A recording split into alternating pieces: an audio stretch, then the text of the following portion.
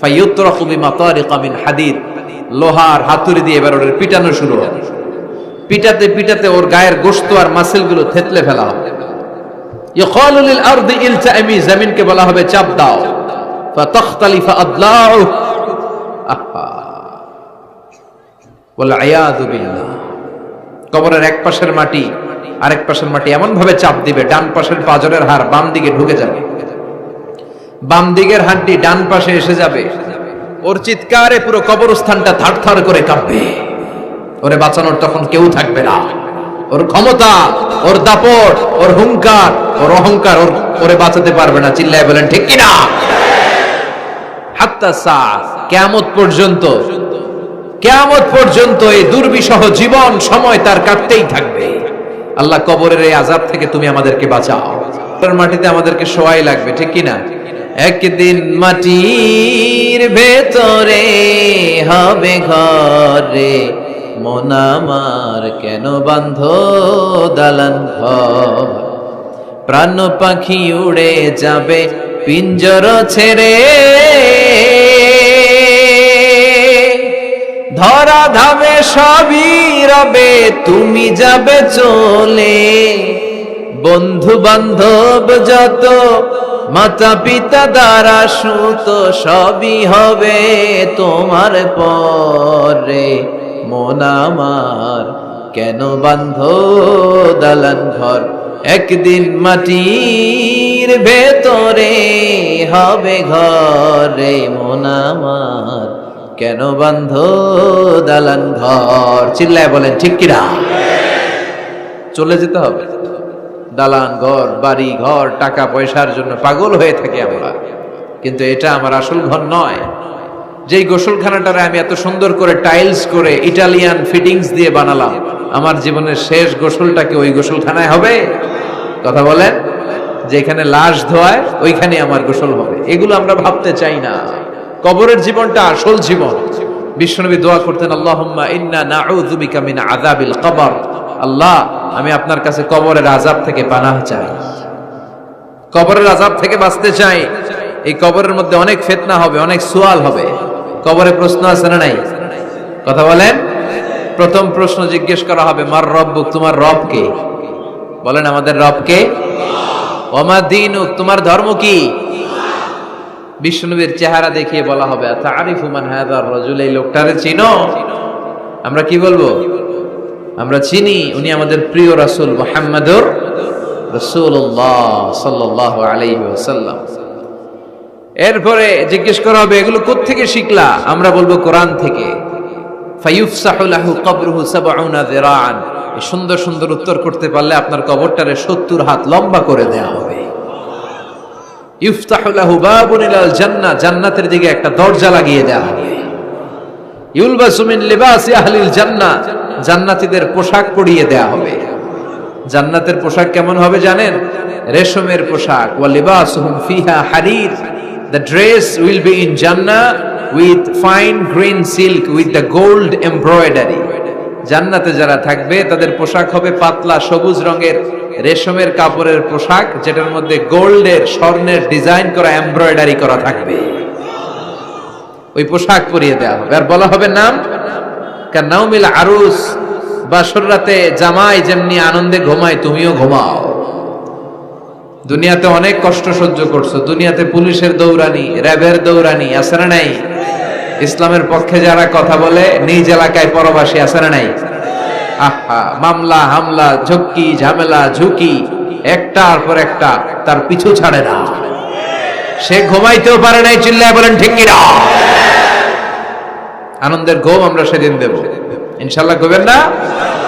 নাম কানাউমিল আরুস, বাসর রাতে বর যেমনি কনেকে নিয়ে ঘুমায় ঘুমাও। দুনিয়াতে ঘুমাইতে পারো নাই, দুনিয়াতে খালি দৌড়াইছো। কি করছো? দৌড়ানির উপরে ছিল। আজকে দৌড়ানি নাই, আজকে দৌড়ানি হবে ওই দলে। কথা কন। যারা ইসলামের পক্ষে ছিল না, আজীবন ইসলামরে বাঁশ দিয়েছে, আজকে ওদেরকে বাঁশ দেওয়ার পালা। সেদিন হিসেব উল্টে যাবে। কথা বলেন। এবার ওদেরকে প্রশ্ন করা হবে, তুই ক মার রব্বুক? কয় আমি জানি না। কি জানোস? কয় কিছুই জানি না। কি যে জানি না ওইটাও জানি না। দ্বিতীয় প্রশ্ন, ওয়ামা দীনুক, তোর ধর্মের নাম কি? কয় জানি না।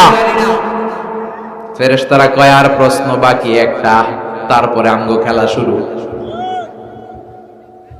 ওমান হাযার রাজুল, do you know this person? দেখো তো এই লোকটার চিনা চিনা লাগে কিনা। কয় না, চিনি না, আমি কিচ্ছু জানি না, আমি কিচ্ছু মনে করতে পারছি না, খালি আমি মদ খাইতাম আর চিয়ার্স করতাম, এটা মনে আছে। আমি ইসলামের বিরুদ্ধে দৌড়াতাম, ইসলামের পক্ষের শক্তির উপর হামলা চালাতাম, এগুলো মনে আছে। কোরআনের বিরুদ্ধে ছিলাম, ইসলামের বিরুদ্ধে ছিলাম, বিশ্বনবীর বিরুদ্ধে ছিলাম, বিশ্বনবীর বিরুদ্ধে আমি বিষোদাগার করতাম, ইসলামের বিরুদ্ধে আমি জনপ্রচারণা চালাতাম। আজীবন আমার জীবনটারে আমি কাটিয়েছি ইসলামের বিপক্ষে। সুদ, ঘুষ, দুর্নীতি, যৌতুক, মদ ছিল আমার নিত্য সঙ্গী। আমি কিচ্ছু মনে করতে পারছি না, আমার ধর্ম নাই, আমার কিছুই মনে নাই। ফেরেশতারা বলবে ঠিক আছে, এবার আঙ্গ খেলা শুরু। ফায়ুতরাকু বিমাতারিকা মিন হাদিদ, লোহার হাতুড়ি দিয়ে এবার ওর পিটানো শুরু হবে। পিটাতে পিটাতে ওর গায়ের গোশত আর মাসেলগুলো থেতলে ফেলা হবে। ইয়কালু লিল আরদি ইলতাইমি, জমিনকে বলা হবে চাপ দাও। ফাতাখতালিফা আদলাউ, ওয়াল আয়াযু বিল্লাহ। কবরের এক পাশের মাটি আরেক পাশের মাটি এমন ভাবে চাপ দিবে, ডান পাশের পাজরের হাড় বাম দিকে ঢুকে যাবে, বাম দিকের হাড়টি ডান পাশে এসে যাবে। ওর চিৎকারে পুরো কবরস্থানটা থারথার করে কাঁপবে। ওরে বাঁচানোর তখন কেউ থাকবে না। ওর ক্ষমতা, ওর দাপট, ওর হুঙ্কার, ওর অহংকার ওরে বাঁচাতে পারবে না। চিল্লায় বলেন ঠিক কিনা? হাত্তা সা, কিয়ামত পর্যন্ত, কিয়ামত পর্যন্ত এই দুর্বিষহ জীবন সময় তার কাটতেই থাকবে। আল্লাহ কবরের এই আযাব থেকে তুমি আমাদেরকে বাঁচাও। সূরাতুল মুলক যারা নিয়মিত তেলাওয়াত করবে, আল্লাহর মেহেরবানিতে তাদের কবরে কোনো আযাব হবে না। করতে রাজি আছেন? কথা কয় না, করতে রাজি আছেন সবাই? বিষ্ণুই বললেন এখানেই শেষ নয়, আরো আছে। শাফাআত লি সাহিবিহা, এই সূরাটা কিয়ামতের দিন এই সূরা যে তেলাওয়াত করবে তার পক্ষে সুপারিশ করবে। কোরআন যদি আপনার বিপক্ষে আল্লাহর কাছে নালিশ করে, আপনার বাঁচার কোনো উপায় আছে? আপনার পীর সাহেব আপনারে বাঁচাইতে পারবে, চাইলে আপনার দলের নেতা, কথা কন, কেউ বাঁচাইতে পারবে আপনারে? কোরআন যেমনি আপনার বিরুদ্ধে দাঁড়ালে আপনারে বাঁচাতে পারবে না, কোরআন তেমনি আপনার পক্ষে দাঁড়ালে আল্লাহ আপনারে ফেলে দিতে পারবে না। কোরআন আপনার পক্ষে থাকলে আল্লাহ আপনাকে দয়া করবেনই। বিশ্বনবী বলেছেন ইকরাউল কুরআন ফাইন্নাহু ইয়াতি ইয়াউমাল কিয়ামাতি শাফিআন লিআসহাবি, কোরআন তেলাওয়াত করো, কেননা কোরআনের তেলাওয়াত এটা কিয়ামতের দিন তোমার জন্য সুপারিশ হয়ে দাঁড়াবে। এজন্য বিশ্বনবী বললেন যে ব্যক্তি সূরাতুল মুলক নিয়মিত তেলাওয়াত করবে, এই সূরাটা কিয়ামতের দিন ওই তেলাওয়াতকারীর জন্য আল্লাহর কাছে সুপারিশ করবে।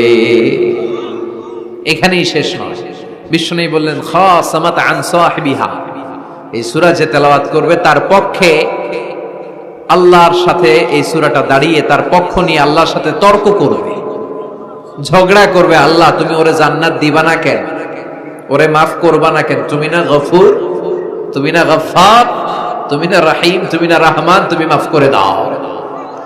ও মিয়া, সুপারিশ করতেছে কে? সূরাতুল মুলক। সুবহানাল্লাহ কইবেন না? কতক্ষণ এই তর্ক আল্লাহর সাথে সে চালাবে? হাত্তা আদখালাহুল্লাহুল জান্নাহ, যতক্ষণ না আল্লাহ তার জান্নাতে না ঢুকায়। এখানেই শেষ নয়, বিশ্বনবী বললেন মান ক্বারাআ বিহা ফি লাইলাতিন ফাকাদ আকসারা ওয়া আতাবা, রাত্রি বেলায় যে এই সূরাটা তেলাওয়াত করবে পুরো রাতটাকে বরকতময় করে দিবে কে?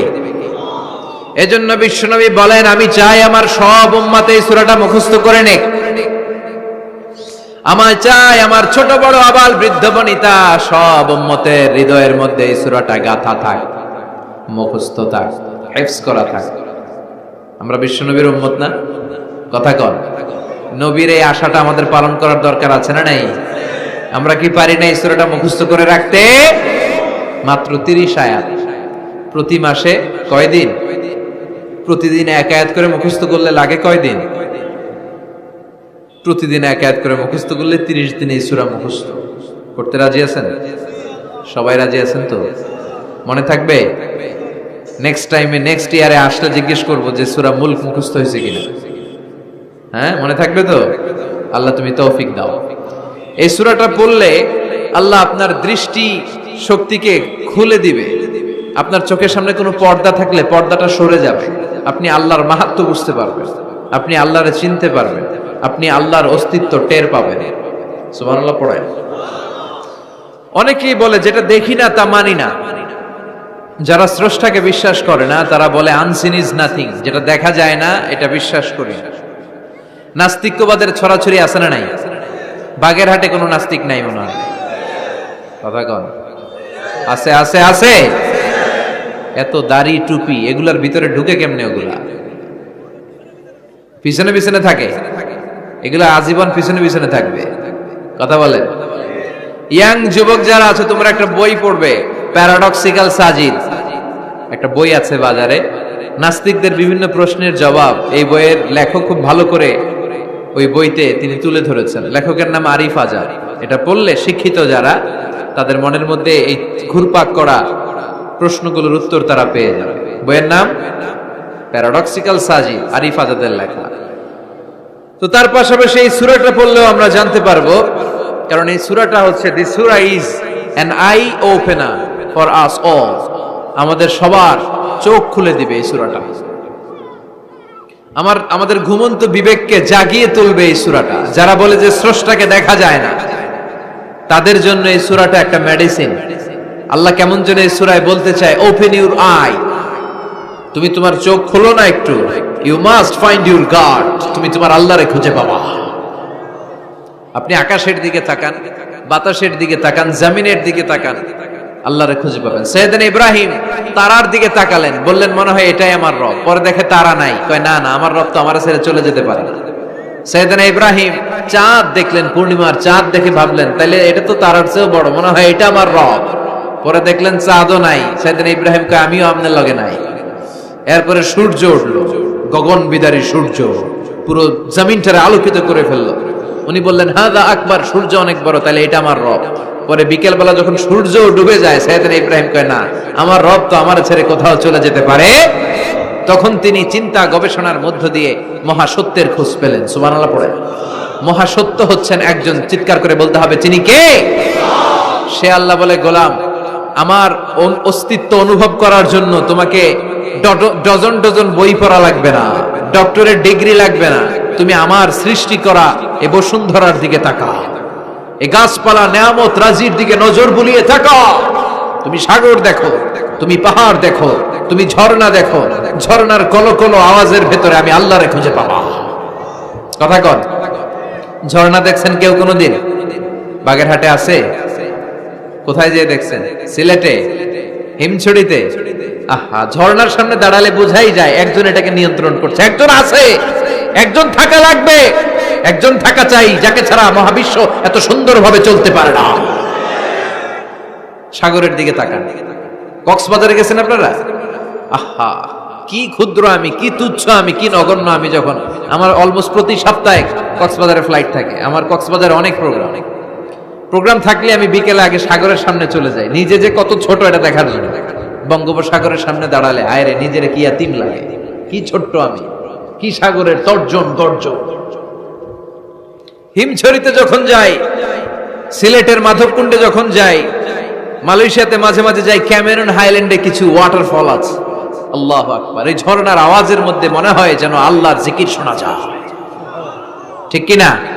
ঝর্ণা ঝর্ণা ঝর্ণা রে, বলনা বলনা বলনা রে, কার বিরহে পাগল পাড়া তুই, কার মিলনে ফুল ফসলে ভরার তোর দুকুল বই, কার মিলনে ফুল ফসলে ভরার তোর দুকুল বই। ঝর্ণা ঝর্ণা ঝর্ণা রে, বলনা বলনা বলনা রে, কার বিরহে পাগল পাড়া তুই। সুবহানাল্লাহ পড়ে। ঝর্ণার দিকে তাকালে, আকাশের দিকে তাকালে, বাতাসের দিকে তাকালে আকাশের রব আল্লাহর অস্তিত্ব সেখানে আছে না নাই? চিল্লায় বলেন আছে না নাই? এই জন্য নাস্তিকদের যুক্তিগুলো খোড়া যুক্তি। তারা বলে আনসিন ইজ নাথিং, যেটা দেখি না ওইটা মানি না। এরকম কিছু গাধা আছে না নাই? হাদারাম, উল্লুক্কা পাঠা, যেটা দেখি না ওইটা মানি না। আচ্ছা বলেন তো, আমরা কোনোদিন আমেরিকা দেখছি সরাসরি? কথা কয় না।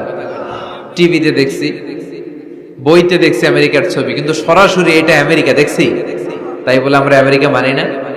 কথা বলেন। নাস্তিক যারা কথা বলে এরা বাতাস দেখতে পায়? উত্তর দেন, বাতাস দেখা যায়? তো নাস্তিকের যারা দল, নাস্তিকের গোষ্ঠী, ওরা কি বাতাসকে মানে না? Why do you believe on that? Why do you believe on air in the atmosphere? বায়ুমণ্ডলে যে বাতাস আছে এটা কেন মানো? বাতাস তো দেখো না। কে কারো যখন মাইগ্রেনের পেইন হয় মাথায়, আমার প্রচন্ড ব্যথা, আপনারা কি দেখতে পাচ্ছেন ব্যথাটা? কিন্তু মাথায় যে ব্যথা হয় এটা আপনারা মানেন না? নাস্তিকেরা মানে না? তাহলে ওদের যুক্তির কোনো গ্রাউন্ড আছে? কোনো গ্রাউন্ড নাই।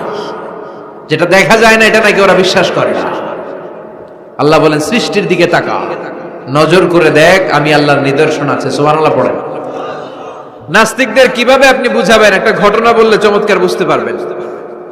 কুফা নগরীতে এক নাস্তিক ছিল, সে এরকম বলতো, যেটা দেখি না ওইটা মানি না। সবাই বলে আমাদের একজন ইমাম আছে, ওনার নাম নু'মান ইবনু সাবিত, উনি তোমারে দেখায় ছাড়বে আল্লাহরে। সে বলে তাই, তাহলে ডাকো তো, তার সাথে আমি তর্ক করব। অ্যাপয়েন্টমেন্ট দেয়া হলো জুমার পরে ঠিক ভর দুপুরে 2টায়। নু'মান ইবনু সাবিত ওনার আসল নাম, ওনার লকব হচ্ছে আবু হানিফা।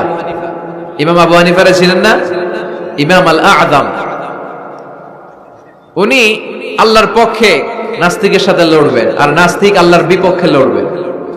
সময় দেয়া হয়েছে জুমার সালাতের পর ভর দুপুরে 2টা। ঠিক সময় নাস্তিক এসেছে, হাজার হাজার মানুষ এসেছে, আসে নাই ইমাম আবু হানিফা। নাস্তিক তো রেগে মেগে আগুন, আমারে সময় দিয়ে উনি আসে নাই কেন? আসে না কেন? আধা ঘন্টা, 1 ঘন্টা, 1.5 ঘন্টা চলে যায়, আসে না। প্রায় 2 ঘন্টা পরে ইমাম আবু হানিফা দৌড়ে দৌড়ে আসলেন। নাস্তিক বলে আপনার তো সময়ের কোনো জ্ঞানই নাই, আপনার সাথে কোনো তর্ক চলবে না। ইমাম আবু হানিফা বললেন ইনদি উযর, আই হ্যাভ অ্যান এক্সকিউজ, আমার একটা এক্সকিউজ আছে। কি এক্সকিউজ? সাইয়েদনা ইমাম আবু হানিফা বললেন, আমি যখন ঘর থেকে বের হই, এই পথে আসার সময় আমাকে একটা নদী পার হতে হয়। কি পার হতে হয়? আজকে যে দেখি নদীর সামনে কোনো নৌকা নাই, মানুষ নাই, কেউ নাই, কেউ নাই। হঠাৎ দেখলাম নদীর পাশে বিশাল একটা বড় গাছ, গাছটা এমনি এমনি 2 ভাগ হয়ে গেল। গাছ থেকে এমনি এমনি কাঠ আর তক্তা বের হয়ে গেল, তক্তাগুলো এমনি এমনি জোড়া লেগে নৌকা হয়ে গেল।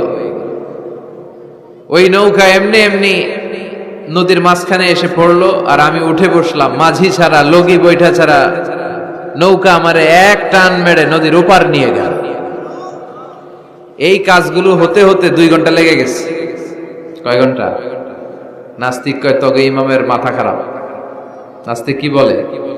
তোদের ইমামের মাথায় সমস্যা। ইমাম আবু হানিফা বললেন, আপনি এই কথা বললেন কেন? আমার মাথা ঠিকই আছে, আপনি আমার গালি দেন কেন? নাস্তিক বলে এমনি এমনি গাছ ভেঙে 2 ভাগ হয় নাকি? এমনি এমনি করাত ছাড়া গাছ কেটে তক্তা বানানো যায় নাকি? এমনি এমনি মিস্ত্রি ছাড়া তক্তা লাগিয়ে নৌকা হয়? এমনি এমনি মাঝি ছাড়া নৌকা চলে নাকি? সাইয়েদনা ইমাম আবু হানিফা বললেন, এই তো আপনি লাইনে চলে আসছেন, এখন আপনারে বুঝাইতে খুব সুবিধা হবে। এমনি এমনি নৌকা হয় না, তক্তা হয় না, এমনি এমনি গাছ কেটে 2 ভাগ হয় না, তাহলে আকাশটা কেমন করে এমনি এমনি হলো? এই জমিনটা কেমন করে এমনি এমনি হলো? দ্বিপ্রহরের জলজলের সূর্যটা কেমন করে প্রতিদিন দিনক্ষণ টাইম ঠিক করে সকালে পূর্ব দিক থেকে উঠে পশ্চিম দিকে ডুবে যায়? কেমন করে আকাশ থেকে বৃষ্টি নামে এমনি এমনি?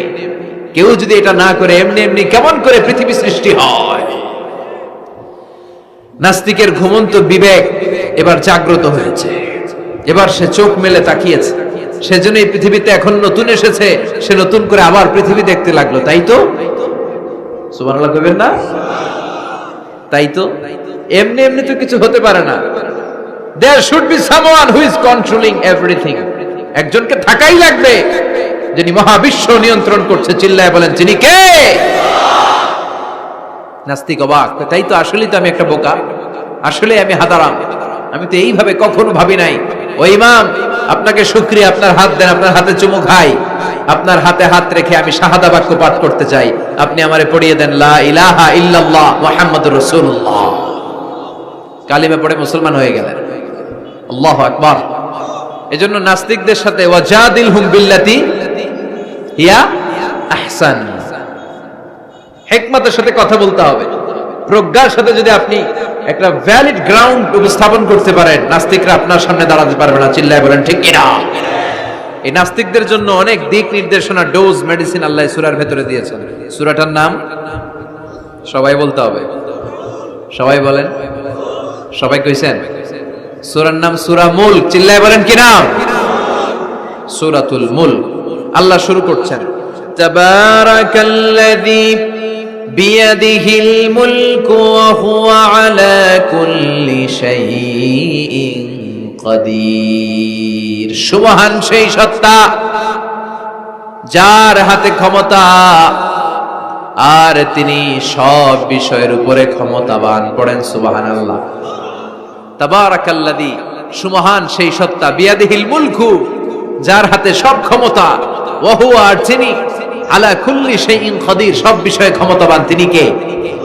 বিয়াদিহিল মুলকু, তার হাতে ক্ষমতা। চিল্লায় বলেন তো কার হাতে? নাকি আপনাদের হাতে? মাননীয় প্রধানমন্ত্রীর হাতে? আস্তে আস্তে যাও, তুমি তো পুরো মাইক নাড়ায় ফেলতেছো। ক্ষমতা কার হাতে? নাকি প্রধানমন্ত্রীর হাতে? র্যাবের প্রধানের হাতে? পুলিশ প্রধান? ডোনাল্ড ট্রাম্পের হাতে? ভ্লাদিমির পুতিনের হাতে? নরেন্দ্র মোদির হাতে? কার হাতে? জোরে বলেন। বিশ্বাস হয়? কিন্তু আমরা কিন্তু প্রায়শই বলি সকল ক্ষমতার উৎস জনগণ। এভাবে রাষ্ট্রীয়ভাবে কিছু কুফরি আমাদেরকে শিক্ষা দেওয়া হয়। চিল্লা এখন ঠিক কিনা? এটা রাষ্ট্রীয় কুফরি। সকল ক্ষমতার উৎস জনগণ নয়, সকল ক্ষমতার উৎস একজন। চিল্লায় বলেন তিনি কে? আপনি নিজের একটু নিজের জিজ্ঞেস করেন তো যে আপনার ক্যাপাসিটি কতটুকু? আমার ক্যাপাসিটি আসলে কতটুকু? আমি আসলে কদ্দুর করতে পারি, কদ্দুর ক্ষমতা আমার আছে? একটু জিজ্ঞেস করে দেখেন। ডায়রিয়া যাদের হয়, 5 বার 7 বার 10 বার যদি টয়লেটে যাওয়া লাগে, ওর চেহারার দিকে আর তাকানো যায়? নিজেকে দিয়ে ভাবেন, যেদিন আপনার পেট মোচড় দিয়ে ডায়রিয়া হয়েছে, 7 বার 8 বার ইমোটিল ট্যাবলেট খাওয়ার পরে, স্যালাইন খাওয়ার পরেও ভালো হচ্ছে না, 10 বার 12 বার যেতে যেতে চেহারাটা সাদা হয়ে যাচ্ছে, গায়ে কোনো শক্তি নাই, এরপরে 3-4 জন কাঁধে করে টয়লেটে ঢুকায়, আছে না নাই? 10 বার 12 বার টয়লেটে গেলে আর কোনো শক্তি নাই, কই আই মরি যাইও, আই আর হাইতাম না, আরে মাফ করি দে, এরকম হয় না? তখন ভয় লাগে, মনে হয় যে আমি আসলেই মরে যাব, সবার কাছে বিদায় নেয়, আমারে মাফ করে দাও, আমি হয়তো বাঁচবো না। কত লিমিটেড পাওয়ার আমাদের, কত দুর্বল। 5 বার টয়লেটে গেলে চেহারার দিকে তাকানো যায় না, চেহারা ভেসকি মেরে থাকে এমনি। সে নাকি ক্ষমতার মালিক। আল্লাহ বলেন, ওয়া খুলিকাল ইনসানু দাঈফা, তোদেরকে আমি দুর্বল করে বানিয়েছি। শুধু আমরাই দুর্বল না, আমি দুর্বল, আমার বাপ দুর্বল, আমার দাদা দুর্বল, আমার 14 গোষ্ঠী দুর্বল। আমরা দুর্বলের ঘরের দুর্বল। সবল হচ্ছে একজন, তিনি কে? এজন্য সকল ক্ষমতার উৎস কোন দৃষ্টিতে, কোন যুক্তিতেই টিকে না যে সকল ক্ষমতার উৎস নাকি মানুষ। এই কথাটা যুক্তির আলোকে টিকে? সকল ক্ষমতার উৎস কে? কি ক্ষমতা আছে আমাদের? কোনো ক্ষমতাই নাই। আজকে কেউ যদি পেছন থেকে চিৎকার দিয়ে বলে, হুজুর প্যান্ডেলে সাপ, মজা করে বলছে, এতেই অনেকে খুঁজতেছে কই সাপ, কই সাপ। দেখছেন ক্ষমতার মালিক নাকি আমরা? আর আসলে যদি 3-4টা সাপ ফস করে এদিক দিয়ে ফানা তুলতো, black mamba, king cobra, python, হ্যাঁ, এই সাপগুলো যদি ফস করে এখানে ঢুকতো, আপনাদেরকে খুঁজে পাওয়া যেত? এতক্ষণ স্লোগান চলে, এখন দৌড়, আছে না নাই? আহা, সাপ বাদ দেন, ভাউয়া ব্যাং চিনেন? অথবা কোলা ব্যাং? বাগেরহাটে কি বলে, কি করে? খালি লাফায়। 10টা ভাউয়া ব্যাং, 2টা স্টেজে আর 8টা প্যান্ডেলে ছেড়ে দেওয়া হলো, অবস্থাটা কি হবে জানেন? ভাউয়া ব্যাং আর কি লাভ দিবে? এর চেয়ে বড় লাভ দিবেন আপনারা, এর চেয়ে বড় লাফাইতে লাফাইতে আমরা ভাগবো। এই হচ্ছে আমাদের অবস্থা। নিজেকে একটু জিজ্ঞেস করেন যে how much capacity I belong, কতটুকু ক্ষমতা আমার আছে। আহা, মাঝে মাঝে বাসে যখন আমরা চড়ি, পেশাব চাপে না? কথা বুঝতেছে না বোধহয়। আমরা বাসে করে সফরে যাচ্ছি, পেশাব চাপে না? চাপে। ড্রাইভাররে অনুরোধ করার পরে ড্রাইভার বলে, এই বাসের নিয়ম হচ্ছে ঢাকা টু কক্সবাজারে থামবে একবার, কয়বার? আরো 20 কিলোমিটার পরে ওইখানে থামানো হবে। ওই বেটার যান যায় পেশাবের চাপে। এরকম পরিস্থিতিতে আমরাও জীবনে কালে ভদ্রে দুই একবার পড়েছি কিনা? ওই সময়ের কথাটা একটু খেয়াল করেন যে আপনার কি অবস্থা হয়েছিল তখন। সে নাকি ক্ষমতার মালিক, সে নাকি সকল ক্ষমতার উৎস, যার 10 মিনিটের পেশাব আটকে রাখার ক্ষমতা তার থাকে না। এজন্য মানুষ কখনো ক্ষমতার উৎস হতে পারে না। চিৎকার করে বলতে হবে, সকল ক্ষমতার উৎস কে? কি দুর্বল আমরা। মশা কামড়াইলে মশারে ধরতে পারি না, মারতে পারি না, দৌড়। মশা ওইরা কই চলে যায় খুঁজেও পাই না। কুত্তা এম করে কামড়াইলে আমরা কুত্তারে কামড়াইতেও পারি না। কথা বলেন, অসহায় হয়ে তাকিয়ে থাকি। আহা, কি দুর্বল আমরা, কি দুর্বল। কোনো ক্ষমতা নাই। তুফান, ঝড়, জলোচ্ছ্বাস, ভূমিকম্প হলে টের পাওয়া যায় আমরা কত দুর্বল। বাগেরহাটে মনে ভূমিকম্প হয় না?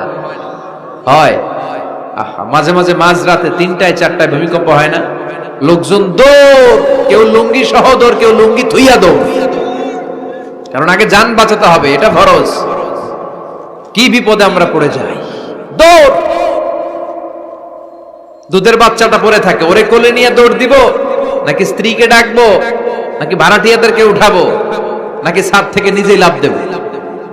ভূমিকম্প যখন শুরু হয়, আমেরিকায় যখন ভূমিকম্প শুরু হয়, ডোনাল্ড ট্রাম্প যে বিল্ডিং এ থাকে, ডোনাল্ড ট্রাম্প মনে হয় দৌড় দেন। কথা বলেন। আমাদের প্রধানমন্ত্রী যে বিল্ডিং এ থাকে, ওই বিল্ডিং এ যদি ভূমিকম্প হয়, কথা কন। আমি কই নাই কিন্তু, আপনারা কইছেন। দৌড়, বাঁচার জন্য দৌড় দিতে হয়। আমি একটা ভিডিও দেখেছি, একটা টেলিভিশন প্রোগ্রামে, লাইভ প্রোগ্রাম চলছিল, সরাসরি সম্প্রচার। লাইভ বুঝেন?